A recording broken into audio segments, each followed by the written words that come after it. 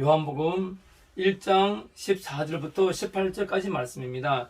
제가 다시 한번 읽어드리겠습니다. 말씀이 육신이 되어 우리 가운데 거하심에 우리가 그의 영광을 보니 아버지의 독생자의 영광이요 은혜와 진리가 충만하더라. 요한이 그에 대하여 증언하여 여쭈어 이르되 내가 전에 말하기를 내 뒤에 오시는 이가 나보다 앞선 것은 나보다 먼저 계심이라 한 것이 이 사람을 가리킴이라 하니라.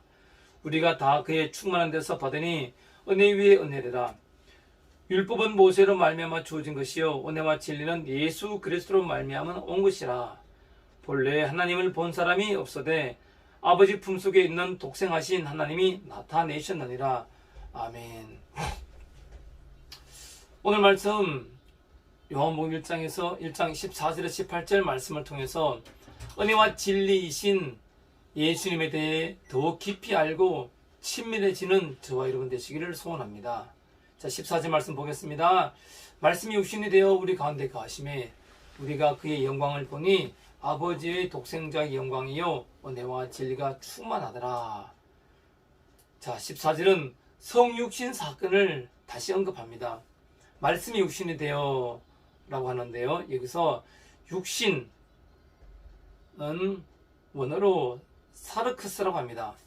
이는 육체적 존재를 의미하는데요, 그리스도가 인간으로 오신 것처럼 보였으나 육체로 오지 않았으며 그의 순환도 하나의 가상이었다고 주장했던 영지주의의 가현설이라고 했습니다. 도케티즘이라고 하는데요, 이 가현설을 본문은 육신, 이 사르크스라는 한 단어로 여지없이 붕괴시킵니다.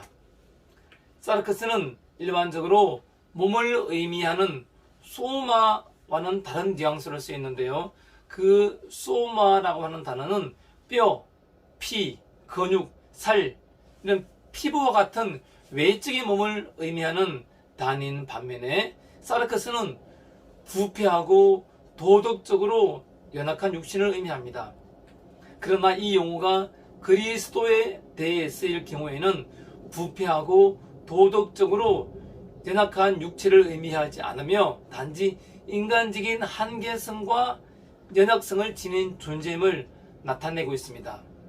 자, 이에 대해 구체적인 예정으로서 요한복음은 그리스도의 인성을 잘 보여주고 있는데요, 피곤하다, 요한복음 4장 6절에 나와 있고, 또 4장 7절에 갈증을 느낀다, 그리고 5장 19절에 하나님께 의존하신다, 그리고 11장 35절에 슬퍼 눈물을 흘리신다, 그리고 11장 38절에 분노하신다, 그리고 12장 27절에 갈등을 하신다, 그리고 18장과 19장 등등의 순환과 죽으심을 경험하신다를 통해서 예수 그리스도의 인성, 즉 육신적인 존재의 한계성을 드러내 보이고 있습니다.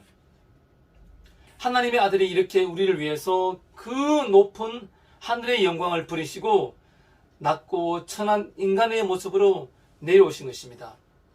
하나님의 말씀이신 그리스도께서 지니고 계셨던 신령한 영광과 우리 육신이 지닌 혐오스러운 더러움 간의 그 간격은 말할 수 없이 큽니다.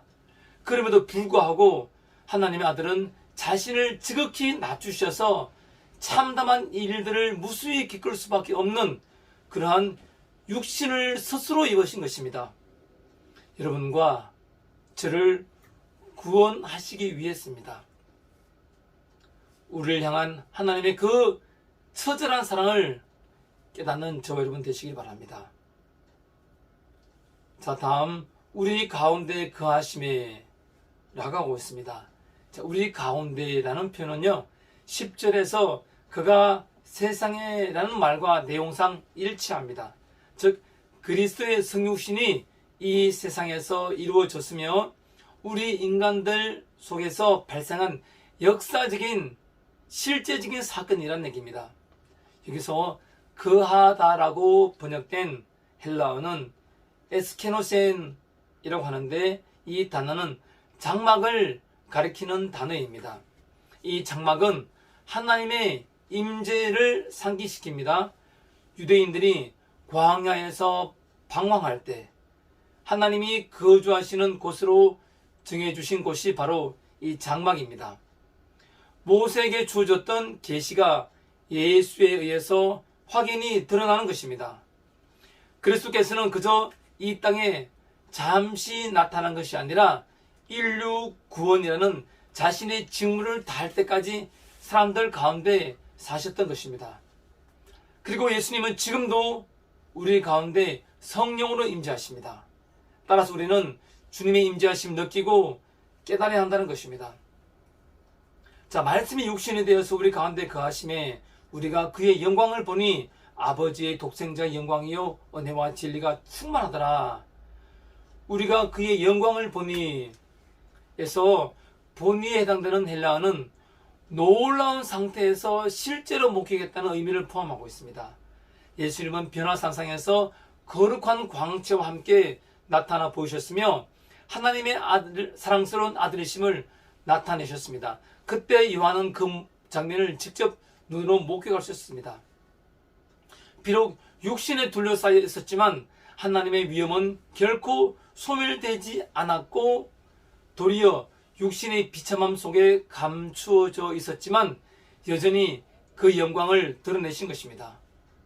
이는 시편 기자의 시편 90편 16절에 주의 영광을 저희 자손에게 나타내소서라는 간구를 연상하게 합니다. 더 나아가 그리스도의 성육신과 공생애와 부활은 그 자체로서 어둠 속에서 빛이 환하게 비치듯이 놀랍고도 영광스러운 사건으로서 우리 성도들의 영광을 위하여 예정된 것이었습니다. 우리 고린도전서 2장 7절 보면요, 오직 은밀한 가운데 있는 하나님의 지혜를 말하는 것으로서 곧 감추어졌던 것인데 하나님이 우리의 영광을 위하여 만세전에 미리 정하신 것이라 라고 말씀하고 있고, 베드로전서 5장 4절에는 그리하면 목자장이 나타나실 때에 시들지 않는 영광의 관을 얻으리라 라고 말씀하십니다. 예수 그리스도의 영광은 곧 우리 성도들을 위한 영광인 것입니다. 따라서 우리 성도는 오직 예수 그리스도의 영광을 위하여 살아가야 한다는 것입니다. 말씀이 육신이 되어 우리 가운데 거하심에 그가 우리가 그의 영광을 보니 아버지의 독생자의 영광이요 은혜와 진리가 충만하더라. 여기서 아버지의 독생자의 영광이요 라는 말했어요. 저자 요한은 그리스도의 영광이 근원이 인성에 있는 것이 아니라 그리스도의 신성에 있음을 재천명하고 있습니다. 하나님의 아들에 걸맞는 영광이 그리스도에게서 나타났고 이것은 그리스도의 신성을 보여주는 확실한 증거라는 것입니다. 그리스도는 본래 하나님의 유일하신 아들이기 때문에 아버지의 독생자라고 한 것입니다. 하나님의 영광이 지금도 우리에게 비추고 있습니다. 우리는 아버지의 독생자의 영광을 반사해내는 그런 빛된 삶을 살 수 있는 특권을 가진 자가 되었습니다. 자, 은혜와 진리가 충만하더라 라고 하고 있습니다. 은혜와 진리란 구약 성경에서 하나님의 성품을 나타내는 용어로 쓰였습니다. 우리 사무엘하 2장 6절 말씀을 살펴보면요, 너희가 이 일을 하였으니 이제 여호와께서 은혜와 진리로 너희에게 베푸시기를 원하고 나도 이 선한 일을 너희에게 갚으리니 하면서 은혜와 진리의 하나님의 속성을 말씀하고 있습니다. 사도 요한은 앞 문장에서 하나님의 영광과 그리스도의 영광이 대등하고 동질적임을 묘사한 후에 곧 이어서 하나님의 속성인 은혜와 진리가 바로 말씀이신 그 그리스도의 속성과 일치함을 보여주고 있습니다. 이는 성육신하신 그리스도가 그의 지상 사역을 통해서 하나님의 본성인 은혜와 진리를 충만히 드러내셨음을 시사하고 있습니다. 요한복음 10장 3절 말씀에 도둑이 오는 것은 도둑질하고 죽이고 멸망시키는 것뿐이요 내가 온 것은 양으로 생명을 얻게 하고 더 풍성히 얻게 하려는 것이라 라고 말씀하고 있습니다. 은혜라는 말은 하나님이 우리를 위해 독생자를 보내주신 그 일방적인 행위와 밀접하게 연관된 것입니다. 즉 우리의 구속은 우리의 행위에 달리는 것이 아닌 하나님의 우리를 향한 전적인 사랑이었다는 것입니다. 한편 가득 차서 넘치는 이란 뜻의 헬라어 플레레스는 은혜와 진리의 역동성을 보여주고 있는데요. 다시 말하면 그리스도께 속한 은혜와 진리는 고정된 것이 아니라는 것입니다. 은혜와 진리에 마르지 않는 셈 그 자체이신 그리스도로부터 차고 넘치게 흘러나와 지금 오늘의 우리 성도들에게도 임하여 역사하신다는 것입니다. 따라서 우리는 지금도 예수 그리스도의 충만하신 은혜와 진리로 살아가고 있음을 기억해야 한다는 것입니다. 자, 15절입니다. 요한이 그에 대하여 정언하여 외치려되 내가 전에 말하기를 내 뒤에 오시는 이가 나보다 앞선 것은 나보다 먼저 계심이라 한 것이 이 사람을 가리킴이라 하니라. 요한이 그에 대하여 정언하여 외치려되, 사도 요한은 정언하다라는 뜻의 동사 마르투레오의 현재 시제 마르투레를 사용하면서 세례 요한의 목소리가 사람들의 귀에 계속해서 현재적으로 쟁쟁하게 울려 퍼지고 있음을 강조하고 있습니다. 그의 목소리는 지금도 성경을 통해서 우리에게 생생하게 들려지고 있는 것입니다. 그리고 세례 요한은 많은 사람들 앞에서 공개적으로 큰 소리로 예수 그리스도를 전하였다는 것을 강조하기 위해서 외쳐라는 단어를 사용했습니다. 그리고 그의 사역이 선지자 이사야의 예언과 일치됨을 분명하게 보여주고 있습니다. 자, 이사야 40장 3절 말씀해 보면요, 외치는 자의 소리여 이르되 너희는 광야에서 여호와의 길을 예비하라, 사막에서 우리 하나님의 대로를 평탄하게 하라라고 기록되어 있습니다. 현대를 살아가는 우리 역시 세례 요한처럼 예수님을 증거하고 삶으로 그리스도의 향기를 드러내며 복음을 외치며 살아야 합니다. 오직 영혼 구원만이 우리가 살아가는 참된 의미가 됨을 깨달아야 할 것입니다. 요한이 그에 대하여 정하여 외치 이르되 내가 전에 말하기를 이라고 했습니다. 내가 전에 말하기를 원어상어로 내가 전부터 그에 대하여 증거해 왔다라고 번역할 수 있습니다.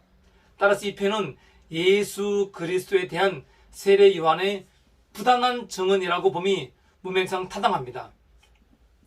세례 요한은 예수 그리스도를 끊임없이 계속적으로 정언해 왔음을 알 수 있습니다. 세례 요한이 계속해서 말합니다. 내 뒤에 오시는 이가 나보다 앞선 것은 이라는 표현했어요. 내 뒤라는 표현했습니다. 이것은 예수 그리스도가 세례 요한보다 6개월 뒤에 태어나셨기 때문이고요. 또한 세례 요한의 사역 시작 뒤에 예수 그리스도의 공생애가 시작되었기 때문에 세례 요한은 내 뒤라는 표현을 썼습니다. 그러나 예수를 세례 요한이 자기보다 앞섰다고 합니다.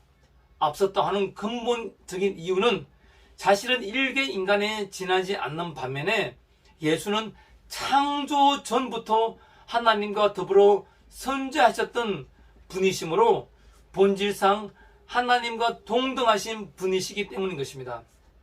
따라서 신분이나 군능에 있어서 당연히 세례 요한과 비교도 될 수 없는 분이 바로 예수 그리스도인 것이죠. 나보다 먼저 계심이란 것이 이 사람을 가리킴이라 하니라. 세례 요한은 이 사람 곧 예수 그리스도를 증거하기 위해서 이 땅에 온 사명을 부여받았기에 광야에 외치는 자의 소리가 되었던 것입니다. 그렇다면 우리는 어떤 사명을 받았습니까? 우리의 사명도 역시 세례 요한과 마찬가지로 우리는 광야라는 이 삶의 현장에서 살아가고 있습니다.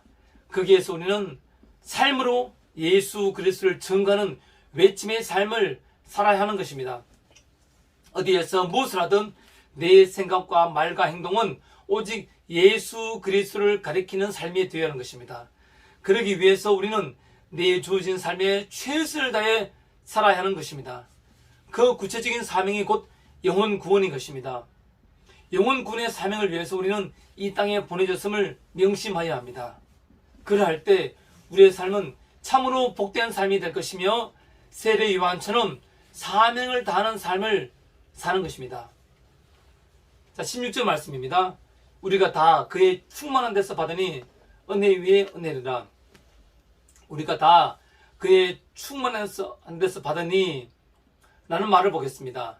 세례 요한은 이제 그리스도의 직임에 대해서 이야기하면서 그가 우리를 위해 해 주시기로 되어 있는 일 속에는 온갖 복에 속한 것들이 다 풍성하게 들어있기 때문에 우리는 우리의 구원과 관련된 일을 그 어떤 것이라도 다른 곳에서 찾아서는 안 된다고 선포하는 것입니다.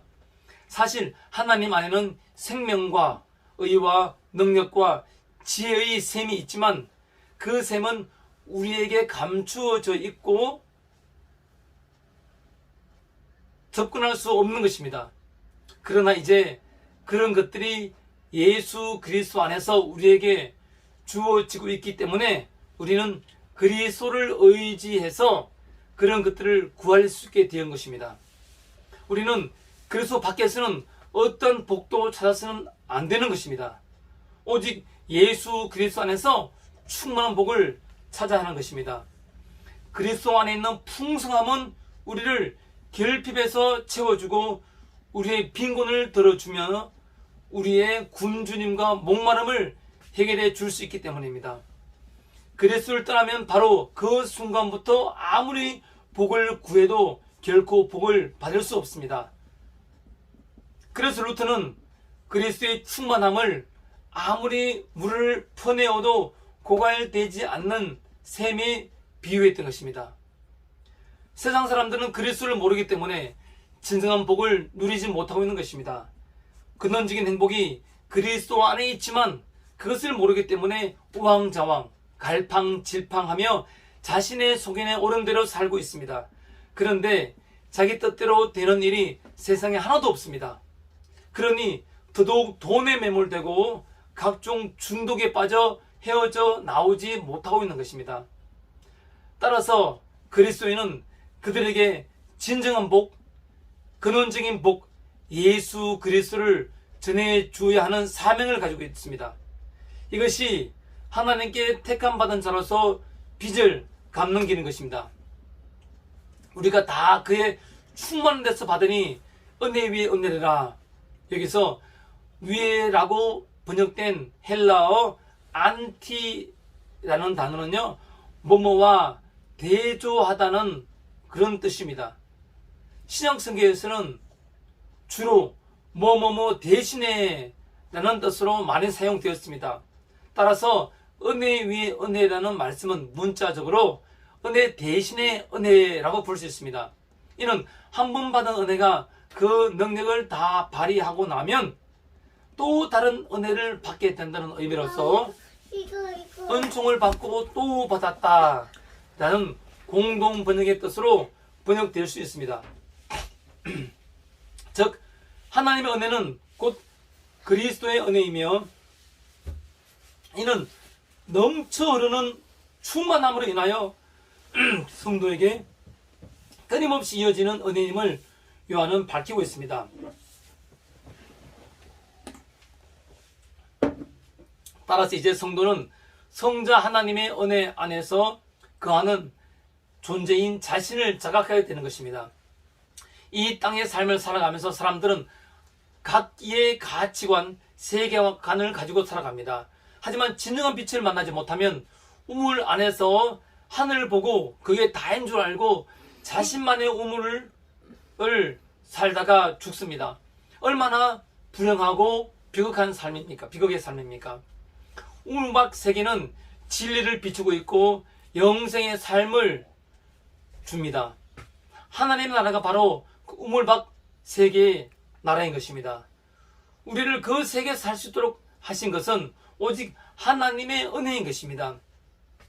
지금의 내 삶은 은혜 위에 은혜의 삶인 것입니다. 우리는 은혜 없이는 살 수 없는 존재가 되었습니다.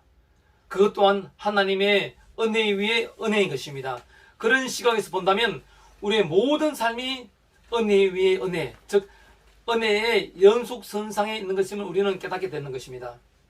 따라서 바울은 보라 지금은 은혜 받을 때요, 보라 지금은 구원의 날이로다 라고 고린도후서 6장 2절에서 고백하고 있습니다. 1장 17절입니다. 율법은 모세로 말미암아 주어진 것이요 은혜와 진리는 예수 그리스도로 말미암아 온 것이라. 이 말은 세례 요한이 강력한 반발을 예상하고 미리 선제적으로 대처하기 위한 말입니다. 왜냐하면 유대인들은 모세를 대단히 공경하고 있었던 까닭에 모세가 한 말과 다른 것은 그 어떤 것도 받아들이려 하지 않았기 때문입니다. 그래서 세례 요한은 모세가 한 사역이 그리스도의 통치에 의하면 얼마나 보잘것없는 것인가를 강조하고 있는 것입니다. 아울러서 이러한 비교는 그리스도의 능력을 아주 극명하게 분명하게 조명해 줍니다. 왜냐하면 유대인들이 모세에게 최고의 공경을 드리고 있는 그런 상황 속에서 세례 요한은 모세가 그들에게 해준 일은 그리스도의 은혜에 비하면 극히 보잘것없는 것이라는 것을 일깨워 주고 있기 때문인 것입니다. 즉 세례 요한은 우리가 오직 예수 그리스도를 통해서 얻을 수 있는 것들을 그들이 율법을 통해서 얻기를 기대한다면 그것은 그들에게 커다란 걸림돌이 될 것임을 경고하고 있는 것입니다. 세례 요한은 율법에는 영적인 복들의 그림자만이 존재하였던 반면에 그리스도 안에서는 그 복들이 참된 실체로 존재한다는 것을 말하고자 하였던 것입니다. 이것으로부터 우리는 율법을 그리스도와 분리시키면 율법에는 오직 빈 껍데기만이 남게 된다는 결론을 얻게 됩니다. 세례 요한은 우리가 그리스도께 나아갈 때까지 율법 속에서 실체에 속한 것은 그 어떤 것도 찾을 수 없다고 단언하고 있는 것입니다. 나아가 이 진리는 율법이 결코 우리에게 줄 수 없었던 저 은혜를 우리가 그리스도를 통해서 얻게 되었다는 데 있습니다. 은혜는 무조건적인 죄 사하심과 마음을 새롭게 하시는 것을 가리키는 것입니다. 따라서 하나님의 무조건적인 은혜를 받고 살고 있는 우리는 이 모든 것이 예수 그리스도로부터 말미암음임을 깨닫고 오직 예수 그리스도 안에서 예수 그리스도의 뜻에 따라 살아야 합니다. 삶의 순간순간마다 고난과 힘든 그런 현실이 닥칠지라도 이 모든 것이 주님의 은혜임을 알고 오직 우리는 주님께 감사하면서 살아야 한다는 것입니다. 그러기 위해서 우리는 오직 예수 그리스도만 바라보는 자가 되어야 하는 것입니다. 18절입니다. 본래 하나님을 본 사람이 없어되 아버지 품속에 있는 독생하신 하나님이 나타나셨느니라. 본래 하나님을 본 사람이 없어되 라는 말은 육신의 눈을 통해서 외적으로 인지했다는 의미가 아닙니다.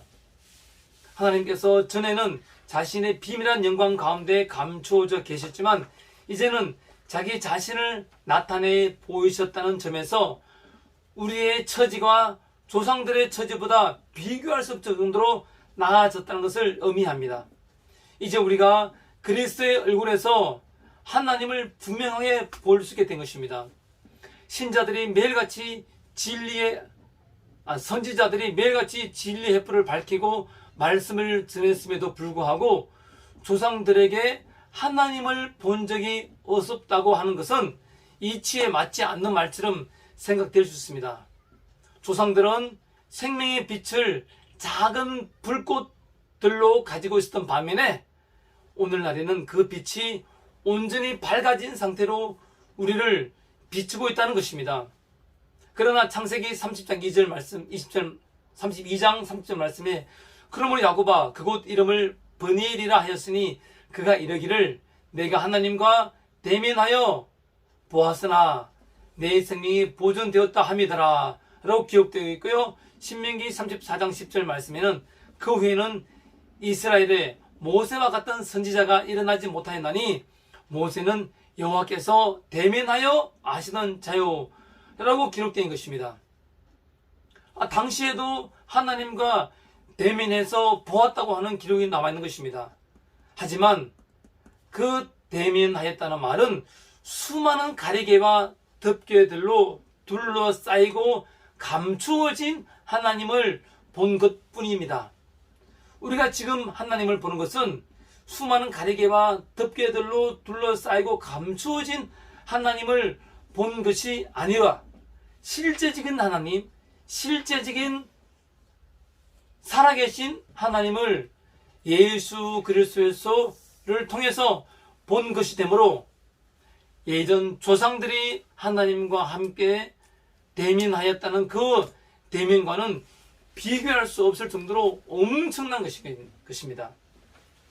사람이 하나님을 본 사건들 중에서 모세가 산 위에서 하나님을 본 것은 다른 어떤 것들보다 특출하고 특이한 것이었지만 심지어 이 사건 속에서도 하나님께서는 네가 내 등을 볼 것이요 얼굴은 보지 못하리라 라고 분명하게 말씀하시고, 또한 이 은유를 통해서 하나님께서 자기 자신을 온전히 분명하게 계시할 때가 아직 이르지 않았다는 것을 보여주는 말씀입니다. 또한 우리가 주목해야 할 것은 조상들도 하나님을 보고자 했을 때에는 언제나 자신들의 눈을 그리스도께로 돌렸다는 것입니다. 이것은 그들이 하나님을 그의 영원한 말씀 안에서 보았다는 것이 아니라 그리스도께서 장차 오실 것이라는 약속을 온 마음으로 바라보았다는 것입니다.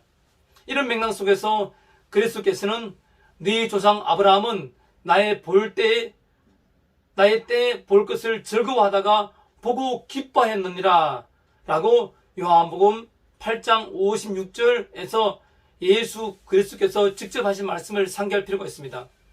그러므로 확실한 것은 전에 볼 수 없었던 하나님을 우리가 이제는 예수 그리스도 안에서 볼 수 있게 되었다는 것입니다. 우리는 이제 눈으로 확실한 하나님을 바라보면서 신앙생활을 할 수 있게 된 것입니다. 세례 요한이 이 아들이 아버지 품속에 있었다고 말했을 때 품은 모략 또는 계획이 자리 잡고 있는 곳입니다. 따라서 세례 요한은 아들이신 예수 그리스도께서는 아버지 하나님의 가장 은밀하고 그 크나큰 비밀들까지도 알고 계셨고, 이것은 하나님의 품이 복음 안에서 우리에게 알려져 있다는 것을 알게 하시기 위한 것임을 보여주고 있는 것입니다. 따라서 우리는 예수 그리스도를 통해서 완전한 하나님을 알 수 있고, 예수 그리스도를 통해서 하나님의 품속에서 평강을 누리며 살 수 있게 된 것입니다. 예수 그리스도를 통해서라는 말은 예수 그리스도의 말씀을 통해서 또는 행위를 통해서라는 말과 같습니다. 예수 그리스도의 말과 행동은 우리의 영혼을 살리기 위한 것이었습니다. 우리의 영혼은 예수 그리스도에 의해서 구원되었습니다. 따라서 영혼 구원은 우리를 향한 하나님의 뜻입니다. 따라서 우리는 하나님의 뜻이며 예수 그리스도의 몸을 따라서 오직 영혼 구원에 최선을 다해야 하는 것입니다. 오직 영혼 구원이 아버지의 독생자의 영광이요 은혜와 진리가 충만하시며 아버지 품속에 있는 독생하신 하나님이 나타내신 예수 그리스도를 따르는 길인 것입니다. 그래서 현대를 살아가는 우리, 이미 예수 그리스도께서 2000년 전에 이 땅에 육신의 삶을 입고 오신 예수 그리스도를 역사적인 사실로 인정하며 실제적인 사건으로 인정하며 받아들이고, 오직 예수 그리스도께서 하나님의 뜻을 따라서 우리 인간들의 영혼을 구원하시기 위해서 십자가에서 못 박혀서 죽으셨듯이 우리 또한 예수 그리스도의 제자로서 예수 그리스도가 걸어가신 그 길, 오직 영혼 구원이라는 그 길을 걸어가야 할 것입니다. 그래서 우리가 먹든지 마시든지 공부를 하든지 직장생활을 하든지 사업을 하든지 놀러 가든지 무엇을 하든지 오직 내 마음속에는 예수 그리스도의 뜻, 하나님의 뜻인 영혼 구원이 이 마음속에 새겨져 있어야 한다는 것입니다. 오직 영혼 구원을 위해서 우리의 모든 삶에 초점을 맞출 필요가 있습니다. 오늘도 저와 여러분 오직 영혼 구원을 위해서 예수 그리스도를 닮아가는 삶, 예수 그리스도를 따라가는 삶을 사시는 저와 여러분 되시길 간절히 소망합니다. 기도하시겠습니다.